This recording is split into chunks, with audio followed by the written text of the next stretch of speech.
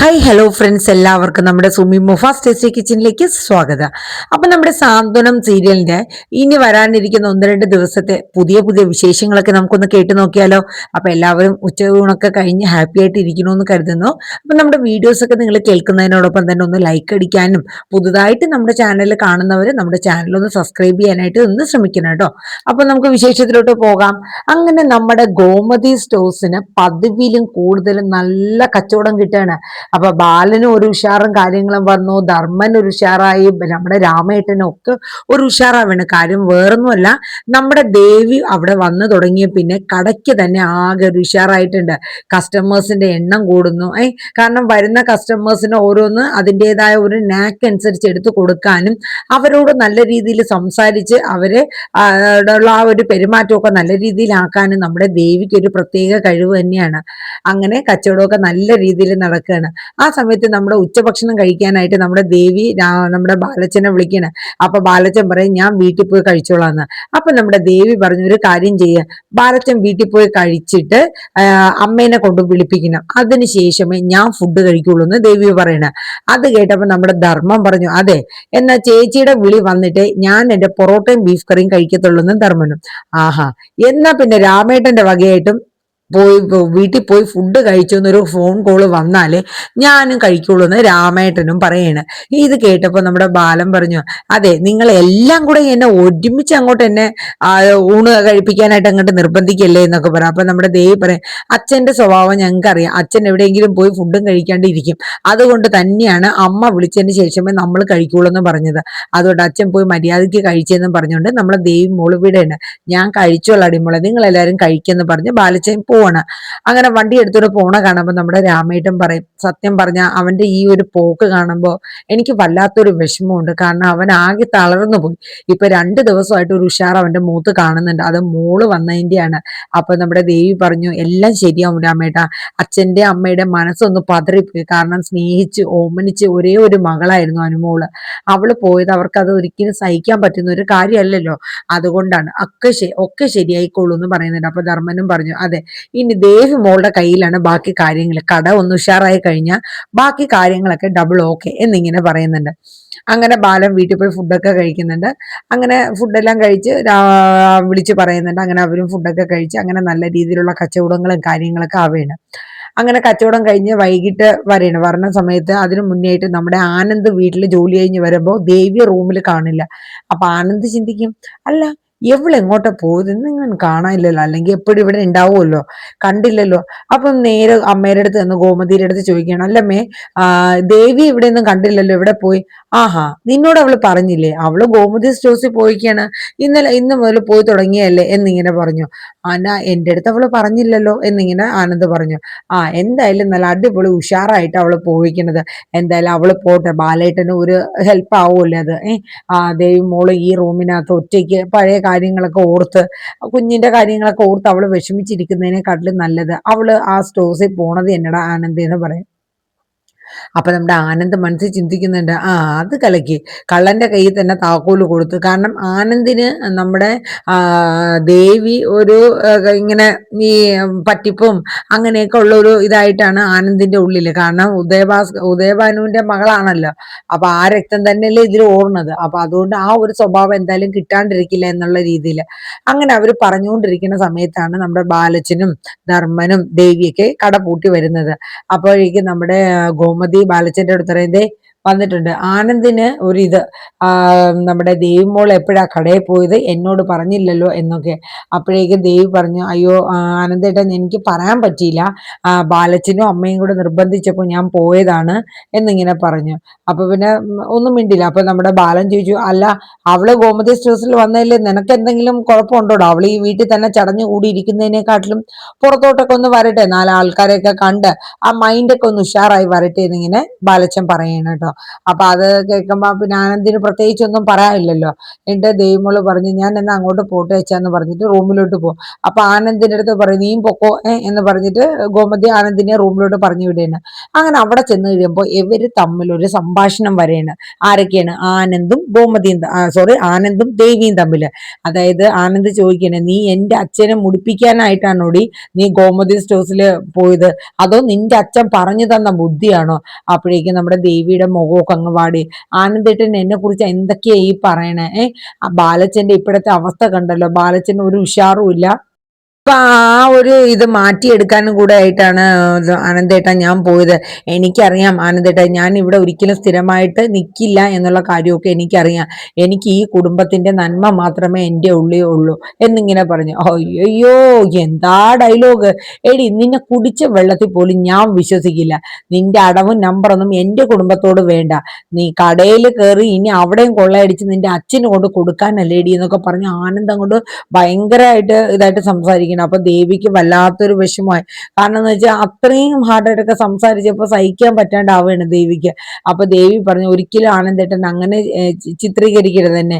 എനിക്ക് ഈ കുടുംബത്തിൽ, ഞാൻ ഈ കുടുംബത്തിൽ എന്ന് വന്നു അന്ന് മുതലാണ് അനുജന്മാരുടെയും അനിയത്തിമാരുടെയും ഒരു അച്ഛൻ്റെയും അമ്മയുടെയൊക്കെ ശരിക്കുള്ള സ്നേഹം. അതായത് മക്കളെ എങ്ങനെയൊക്കെ സ്നേഹിക്കണം, ഏത് സമയത്ത് സ്നേഹിക്കേണ്ട, അവരെ ഏതൊക്കെ രീതിയിൽ ശാസിക്കണം, അങ്ങനെയൊക്കെ വളർത്തിയ ഒരു അച്ഛൻ്റെയും അമ്മയും കാണുന്നതും അവരുടെയൊക്കെ സ്നേഹങ്ങൾ, സഹോദരങ്ങളുടെ സ്നേഹങ്ങളൊക്കെ ഞാൻ അറിഞ്ഞത് ഇവിടെ വന്നിട്ടാണ്.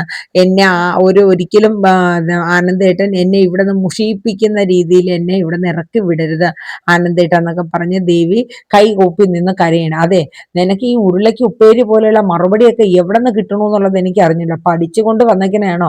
അപ്പൊ ഞാൻ എന്നാ ഒന്നും മിണ്ടുന്നില്ല ആനന്ദേട്ട എന്ന് പറഞ്ഞ് ഇങ്ങനെ സങ്കടപ്പെട്ട ആ കട്ടിലിന്റെ അവിടെ തന്നെ ഇരിക്കുകയാണ്. അപ്പോൾ നമ്മുടെ ദേവി വീണ്ടും പറയുന്നുണ്ട്, ആനന്ദേട്ട ഇതിനെ വേറൊരു രീതിയിൽ കണക്കാക്കണ്ട, ഞാൻ ഈ കടയിൽ പോണത് ആ ബാലച്ചന്റെ ഈ ഒരു അവസ്ഥ കണ്ട് മാത്രമാണ് ഞാൻ പോയത്. ഇനിയിപ്പോ ആനന്ദേട്ടന് വേണമെങ്കിൽ എൻ്റെ വീട്ടിലെ കാര്യങ്ങളും എല്ലാം വേണമെങ്കിൽ പറഞ്ഞല്ലോ, പക്ഷെ അതൊരിക്കലും ബാലച്ചനൊന്നും ഇപ്പോഴത്തെ അവസ്ഥയിൽ അമ്മയ്ക്കോ അച്ഛനോ താങ്ങാൻ പറ്റില്ല. എനിക്കറിയാം ആനന്ദേട്ടൻ അച്ഛന്റെ ഒരു തകർച്ച ഒരിക്കലും താങ്ങാൻ പറ്റില്ല. അതുകൊണ്ട് തന്നെയാണ് ഞാൻ ഈ സ്റ്റോഴ്സിൽ പോയത്, ഗോമതി സ്റ്റോഴ്സിൽ പോയി വേണ്ടുന്ന കാര്യങ്ങളൊക്കെ അച്ഛന് ചെയ്തു കൊടുത്തത്. ഇനി അതല്ല ആനന്ദേട്ടനെ പറഞ്ഞേ പറ്റുള്ളൂ എന്നുണ്ടെങ്കിൽ ആനന്ദേട്ടൻ പറഞ്ഞോളൂ, ഞാൻ ഒരിക്കലും തടയില്ല എന്നിങ്ങനെ ദേവി പറഞ്ഞു. അപ്പോഴേക്കും ആനന്ദ് ഒരു നിമിഷം ചിന്തിക്കുകയാണ്. അവള് പറയുന്നതിലും കാര്യമുണ്ട്. കാരണം അച്ഛനെ സംബന്ധിച്ച് അച്ഛൻ ഡൗൺ ആയി കഴിഞ്ഞാൽ പിന്നെ പിടിച്ചാൽ കിട്ടില്ല. അതായത് അങ്ങനെ അത്രയ്ക്ക് ദുർബലമായിട്ടുള്ള ഒരു മനസ്സാണ് അച്ഛൻ്റെത്. അത് ആനന്ദിന് നന്നായിട്ട് അറിയാം. അപ്പൊ അതുകൊണ്ട് ആനന്ദ് ആ ഒരു രീതിയിലൊക്കെ കാര്യങ്ങൾ ചിന്തിക്കേണ്ട കേട്ടോ. എന്നിട്ട് ദേവി പറയുന്നുണ്ട്, ഞാൻ ഇനി എന്തെങ്കിലും ആനന്ദേട്ടന് അറിയാനുണ്ടോ? ഞാൻ എന്നാ പൊക്കോട്ടെ, അച്ഛന് കണക്കും കാര്യങ്ങളൊക്കെ കൊടുക്കാനുണ്ടെന്ന് പറഞ്ഞിട്ട് ദേവി പോവാണ്. ആ സമയം ആനന്ദ് ചിന്തിക്കുന്നുണ്ട് അവള് പറയുന്നതിലും. പക്ഷെ ഇവളൊരു ഇത്തിൽ കണ്ണി പോലെ ഈ കുടുംബത്ത് തൂങ്ങി നിൽക്കുകയാണല്ലോ, ഇവൾ ഇനി എങ്ങനെ പുറത്തോട്ടാക്കി ഇവളെ വീട്ടിൽ കൊണ്ടാക്കണത്, ഞാൻ എന്ത് റീസൺ കണ്ടുപിടിക്കും എന്നൊക്കെ ഇങ്ങനെ നമ്മുടെ ആനന്ദ് ചിന്തിച്ചിരിക്കുകയാണ്. ഈ സമയം നമ്മുടെ ദേവി അവിടെ ഇരുന്ന് കണക്ക് എഴുതിക്കൊണ്ടിരിക്കുമ്പോൾ നമ്മുടെ മീനു അങ്ങോട്ട് വരെയാണ്. ആഹാ, ഇതെന്താ ദേവി ചേച്ചി എഴുതണേ?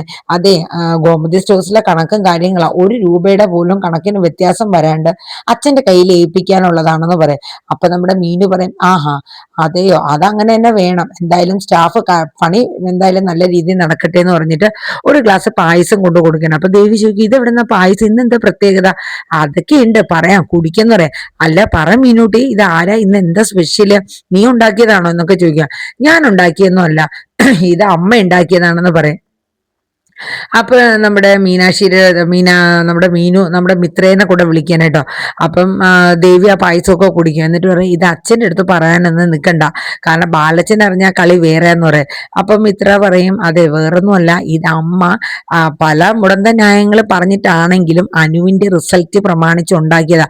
പക്ഷെ ചോദിക്കാണ്ടെന്ന് നിൽക്കണ്ട കേട്ടോ ദേവി ചേച്ചി, കാരണം അമ്മ സമ്മതിച്ചും തരില്ല, പിന്നെ അതിനു വേണ്ടി നമ്മളെടുത്ത് മെക്കിട്ട് കയറുക. എന്തായാലും നമ്മൾ ഇതൊന്നും അറിയാത്ത മട്ടിലങ്ങ് പായസം കുടിച്ചാൽ മതി, ബാലച്ചൻ കാണണ്ട കേട്ടോ എന്നും ഇങ്ങനെ പറയുന്നുണ്ട്. അപ്പൊ ദേവി പായസമൊക്കെ കുടിച്ചോണ്ടിരിക്കുമ്പോഴത്തേക്ക് ദേവി പറയാം, അതെ, രണ്ടുപേരും എണീറ്റ് പോയി എന്റെ കണക്കും കാര്യങ്ങളൊക്കെ തെറ്റും. ഓ പിന്നെ കണക്കും കാര്യങ്ങളും ഞങ്ങൾ ഇവിടെ ഇരുന്നും പറഞ്ഞ് തെറ്റിയൊന്നുമില്ല എന്ന് പറഞ്ഞുകൊണ്ട് മീനും ഇത്രയും കൂടെ അവിടെ തന്നെ ഇരിക്കുന്നത്. അപ്പോഴേക്കും നമ്മുടെ ബാലൻ മുറിയിൽ നിന്ന് വെളിയിലോട്ട് കടന്നു വരികയാണ്. വരുമ്പോ ചോദിക്കും, എന്താണ് അവിടെ എല്ലാരും കൂടെ ഒരു പരിങ്ങലും കാര്യങ്ങളൊക്കെ, അങ്ങനെ ചോദിച്ചുകൊണ്ടിരിക്കുമ്പോഴത്തേക്ക് നമ്മുടെ ദേവി പറയും, ഇല്ല ചാ, ഞാൻ കടയിലെ കണക്കും കാര്യങ്ങളൊക്കെ എഴുതിയതാ, ഇതാച്ചാ ഇന്നത്തെ കണക്കാണെന്ന് പറഞ്ഞ് കൊടുക്കും. അപ്പൊ നമ്മുടെ ബാലൻ നോക്കുമ്പോഴത്തേക്ക് എന്നത്തെക്കാട്ടിലും 12,000 രൂപയുടെ കച്ചവടം ഇന്ന് കൂടുതലായിട്ട് നടന്നൊക്കെയാണ്. അപ്പൊ ബാലന് വലിയ സന്തോഷമുണ്ട്. ബാലൻ പറഞ്ഞു, മോളെ നീ വന്നതിന്റെ ഒരു ഉഷാറ് കാണാനുണ്ടെന്ന് പറയുന്നുണ്ട്. അപ്പം നമ്മുടെ ദേവി പറഞ്ഞ, അതെ അച്ഛാ, പക്ഷെ എന്നും ഇത് പ്രതീക്ഷിക്കല്ലേ കേട്ടോ അച്ഛാ. അതെന്താ പ്രതീക്ഷിച്ചാലെന്ന് ബാലൻ ചോദിക്കും. അതിപ്പോ ഓരോ ഇതും നമ്മുടെ കസ്റ്റമേഴ്സിന് നമ്മുടെ കടയിലുള്ള വിശ്വസ്തത അനുസരിച്ചല്ലേ അച്ഛാ വരുന്ന കച്ചവടം. അപ്പൊ ചില ദിവസം കുറഞ്ഞും കൂടിയൊക്കെ ഇരിക്കും എന്ന് പറയാം. അപ്പൊ ബാലൻ പറഞ്ഞു, അതൊന്നും പറ്റില്ല, നല്ല രീതിയിൽ അങ്ങനെ ഒരു വിശ്വാസം ഉണ്ടാക്കിയെടുക്കേണ്ടത് നിന്റെ കടമയാണ്, നിന്നെയാണ് ഞാൻ കട ഏൽപ്പിച്ചിരിക്കുന്നത്, അതുകൊണ്ട് നീ നല്ല രീതിയിൽ കസ്റ്റമേഴ്സിനെ ആ രീതിയിൽ ക്യാൻവാസ് ചെയ്ത് എടുക്കണം എന്നൊക്കെ പറയാം. അപ്പൊ നമ്മുടെ മിത്ര പറയാം, അങ്കിളെ ഒരു കാര്യം, ഒരു സജഷൻ ഞാൻ പറയട്ടെ. അപ്പം ബാലൻ ചോദിക്കും, എന്താ മോളെ എന്ന് ചോദിക്കുമ്പോൾ മിത്ര പറയുന്നുണ്ട്, നമുക്ക് ഓൺലൈൻ കച്ചവടം കൂടെ ചെയ്താലോ. അതായത് നമുക്കൊരു വാട്സപ്പ് ഗ്രൂപ്പ് ഉണ്ടാക്കിയിട്ട് ആ ഗ്രൂപ്പിൽ നമ്മുടെ കടയിൽ വരുന്ന എല്ലാ കസ്റ്റമേഴ്സിന്റെ നമ്പർ ആഡ് ചെയ്യുക, എന്നിട്ട് വേണ്ടുന്ന സാധനങ്ങൾ വാട്സപ്പിൽ ഇടുകയാണെങ്കിൽ അത് വീട്ടിൽ കൊണ്ടുവന്ന് എത്തിക്കുക.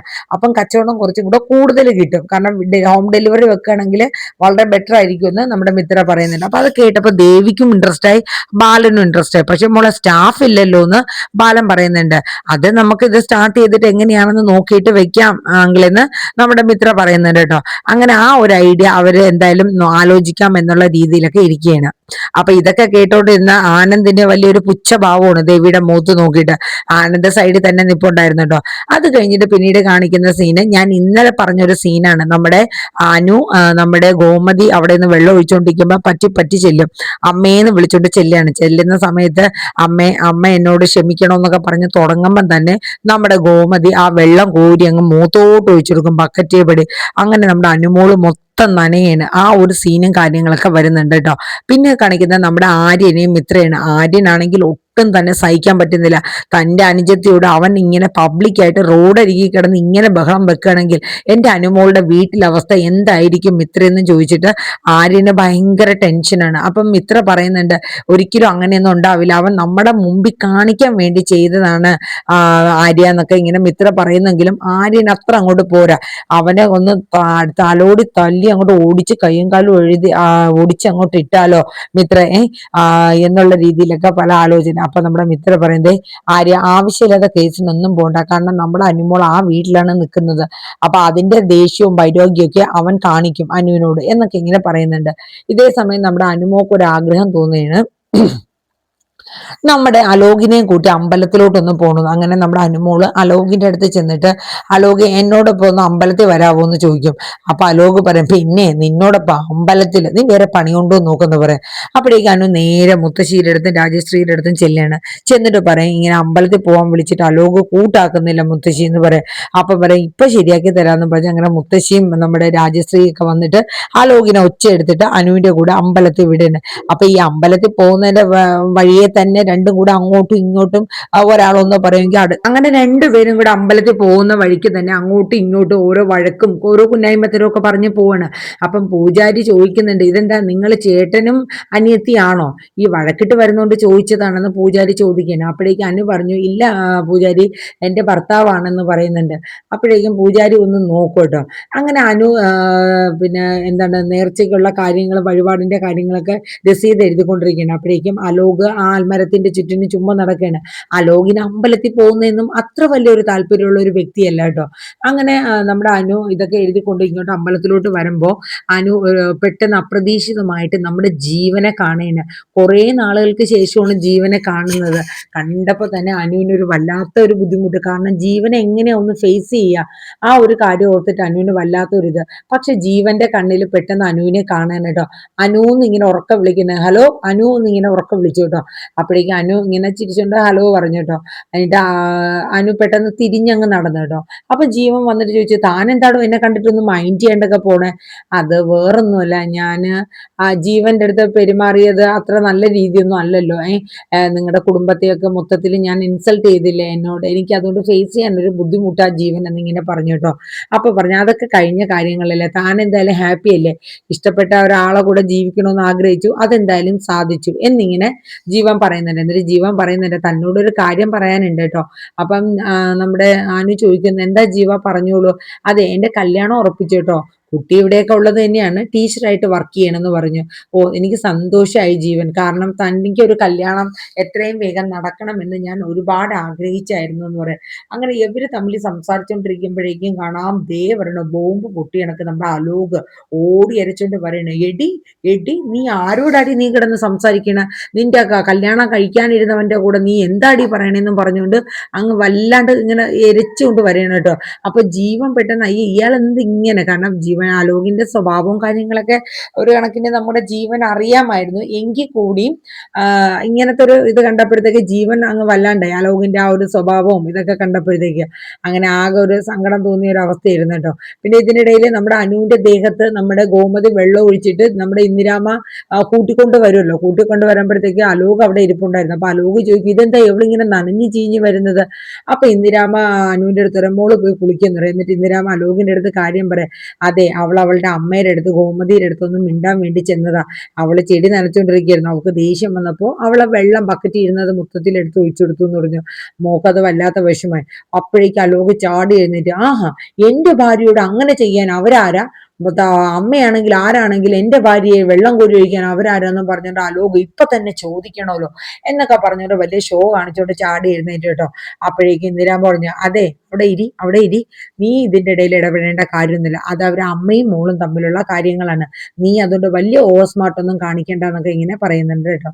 പിന്നെ കാണിക്കുന്ന സീൻ എന്ന് പറയുന്നത് നമ്മുടെ ധർമ്മനും സുകന്യയും കാണിക്കുന്നുണ്ട്. അതായത് നമ്മുടെ ദേവി, ഞാൻ ഇന്നലെ അതിന്റെ ഒരു ഇത് പറഞ്ഞിട്ടുണ്ടായിരുന്നു നെക്സ്റ്റ് വീക്ക് പ്രൊമോയിൽ. അതായത് നമ്മുടെ സുകന്യക്ക് ഭയങ്കര ഒരു വിമ്മിഷ്ടം, കാരണം വേറൊന്നുമല്ല, നമ്മുടെ ദേവി ഗോമതി സ്റ്റോഴ്സിൽ പോയി തുടങ്ങി, അതിന്റെ ഒരു വിമ്മിഷ്ടം. അപ്പൊ ധർമ്മം കടയിൽ നിന്ന് വന്നപ്പോ തൊട്ട് നമ്മുടെ സുകന്യ ശ്രദ്ധിക്കുന്നുണ്ട് എന്തോ ഒരു മനമാറ്റം. അപ്പം ധർമ്മം ചോദിക്കാണ്, അല്ല ഞാൻ വന്നപ്പോ തൊട്ട് നിന്റെ മുഖത്ത് നോക്കാണ്, എന്തു പറ്റി നിനക്ക് മുഖത്തിനൊക്കെ ഒരു വൈഷമ്യം? അപ്പൊ സുകന്യ പറഞ്ഞ്, ഓ നമ്മുടെയൊക്കെ മുഖം ആരും ശ്രദ്ധിക്കാനാ. എന്നിട്ട് പറയും, നീ കാര്യം എന്താന്ന് പറയ സുകന്യ എന്ന് പറയും. അതെ ധർമ്മേട്ടന് എന്നെ കണ്ടാൽ എങ്ങനെയാ, ഞാൻ സുന്ദരിയല്ലേ, എനിക്ക് ആവശ്യത്തിന് വിദ്യാഭ്യാസമൊക്കെ ഇല്ലേ, അയ്യോ എല്ലാം ഉണ്ട്, എല്ലാം ഒത്തിണങ്ങിയ ഒരു ഭാര്യയല്ലേ എന്റെ ഭാര്യ എന്നിങ്ങനെ പറയൂട്ടോ. അപ്പോഴേക്ക് സുകന്യ പറഞ്ഞു, ബാലച്ചൻ എപ്പോഴും പറയാറുണ്ടല്ലോ ഗോമതി സ്റ്റോഴ്സ് അവസാനം ആകുമ്പോഴത്തേക്ക് ധർമ്മേട്ടൻ എഴുതി കൊടുക്കുന്നു. അപ്പൊ ധർമ്മം ചോദിക്കും, എന്തേ ഇന്ന് എന്നെ എഴുതി മേടിക്കണോ, അതിനു വേണ്ടിയിട്ടാണോന്ന് ചോദിക്കുക. അതൊന്നും അല്ല, ഞാൻ വേറൊരു കാര്യം പറയാനാന്ന് പറയാം. അപ്പൊ നമ്മുടെ സുകന്യ പറയും, അതെ നമ്മുടെ ദേവി ഗോമതി സ്റ്റോഴ്സിൽ പോയി തുടങ്ങിയല്ലോ, അപ്പൊ എനിക്കും കൂടെ അവിടെ ഒരു ജോലി തന്നാ എന്തേ, എന്നോടൊന്ന് മിണ്ടിയാ മതിയല്ലോ, ഞാൻ ചാടി വരുമല്ലോ അവിടെ സ്റ്റാഫ് കുറവാണെങ്കിൽ എന്നൊക്കെ പറഞ്ഞു. അപ്പൊ ധർമ്മ പറഞ്ഞു, ദേവിയെ കൊണ്ടുപോയത് എന്തിനാന്ന് നിനക്കറിയില്ലേ സുകന്യ, അവളുടെ കുഞ്ഞ് നഷ്ടപ്പെട്ട് അവൾ മാനസികമായിട്ട് ആകെ ഒരു തകർന്ന് ആ റൂമിൽ തന്നെ ഇരിക്കുന്ന അവളെ ഒന്ന് പുറത്തോട്ടൊക്കെ ഇറക്കി ഉഷാറാക്കി എടുക്കാൻ വേണ്ടി ബാലച്ചനും ചേച്ചിയും കൂടെ ചെയ്ത ഒരിതാണ്. അതിന് നീ കിടന്ന് തുള്ളുന്ന എന്തിനാന്ന് സുകന്യയുടെ അടുത്ത് ഇങ്ങനെ ചോദിക്കുക. അപ്പോഴേക്കും നമ്മുടെ സുകന്യ പറയും, എന്തൊക്കെ പറഞ്ഞിരുന്നാലും ശരി, നാളെ മുതൽക്ക് ഗോമതി സ്റ്റോഴ്സിൽ ഈ സുകന്യയും കൂടെ പോവാൻ തന്നെ തീരുമാനിച്ചു എന്ന് പറയുന്നുണ്ട്. അപ്പോഴേക്കും ധർമ്മം കാൽ പിടിക്കുന്നൊക്കെ പറയും, നീ ഗോമതി സ്റ്റോഴ്സിൽ ഒരിക്കലും വരരുത്, നീ വന്നാൽ ശരിയാവില്ല, എന്നെ ഓർത്തിട്ടാണെങ്കിലും നീ വരരുത്, നിനക്ക് ഞാൻ എന്ത് വേണമെങ്കിലും ചെയ്തു തരാന്ന് പറയാം. അപ്പൊ സുകന്യ പറയാം, എന്നാ ഒരു കാര്യം ചെയ്യും, എനിക്ക് നല്ല വില കൂടിയ ബ്രാൻഡഡ് ആയിട്ടുള്ള ഒരു വാച്ച് മേടിച്ചു തരാൻ പറയാം. ഓ, ഒരു വാച്ചിന്റെ കാര്യമല്ലേ, ഞാൻ മേടിച്ച് തന്നേക്കാം, അതെ എന്നെങ്കിലും അല്ല നാളെ വേണം, ഇല്ലെങ്കിൽ ഞാൻ നാളെ തന്നെ അങ്ങോട്ട് പോകുന്ന പറയാം. അവസാനം നമ്മുടെ സുകന്യയുടെ നിർബന്ധത്തിന് വഴങ്ങി നമ്മുടെ ധർമ്മൻ അത് സമ്മതിക്കുകയാണ് കേട്ടോ. അപ്പൊ ഏകദേശം ഒരു 2-3 ദിവസത്തെ എപ്പിസോഡിൽ വരുന്ന സീനും കാര്യങ്ങളൊക്കെയാണ് നമ്മൾ 1-2 ദിവസത്തെ നാളത്തെ മറ്റന്നത്തേക്ക് ആയിട്ട് വരുന്ന സീനും കാര്യങ്ങളൊക്കെയാണ് ഈ പറഞ്ഞത്. അപ്പൊ നമ്മുടെ സാന്ത്വനം 2 എല്ലാവരും ഒന്ന് കേൾക്കുക. അതോടൊപ്പം തന്നെ നമ്മുടെ വീഡിയോസൊക്കെ ഒരു കുഞ്ഞു ലൈക്ക് അടിക്കാനും മറന്നു പോകില്ല. പിന്നെ ആദ്യമായിട്ട് നമ്മുടെ ചാനൽ കാണുന്നവർ നമ്മുടെ ചാനൽ ഒന്ന് സബ്സ്ക്രൈബ് ചെയ്തും കൂടെ വെക്കുക കേട്ടോ. പിന്നെ നമ്മുടെ സുമി മുഫാസ് മനസ്സിൽ ഞാൻ 2 സീരിയലാണ് ഇടുന്നത്, കാറ്റത്തെ കിളിക്കൂടും, പിന്നെ ഇന്ന് മുതൽ ഞാൻ ഇവർ വിവാഹിതരാകുന്നു എന്ന പരമ്പരയും കൂടെ ഇട്ട് തുടങ്ങിയിട്ടുണ്ട്. നമ്മുടെ ഈ ചാനലിൽ മഴതോരും മുമ്പേയും സാന്ത്വനം 2. അപ്പൊ നമ്മുടെ 2 ചാനലും എൻ്റെ എല്ലാ മുത്തുമണീസിന്റെ ആത്മാർത്ഥമായിട്ടുള്ള ഒരു സപ്പോർട്ട് കിട്ടുമെന്ന് പ്രതീക്ഷിച്ചുകൊണ്ട് തന്നെ ഞാൻ ഇവിടെ വൈൻഡപ്പ് ചെയ്യാണ്. നല്ലൊരു ശുഭദിനം പറഞ്ഞു നിർത്തുന്നു. Tata, bye bye, take care, thank you.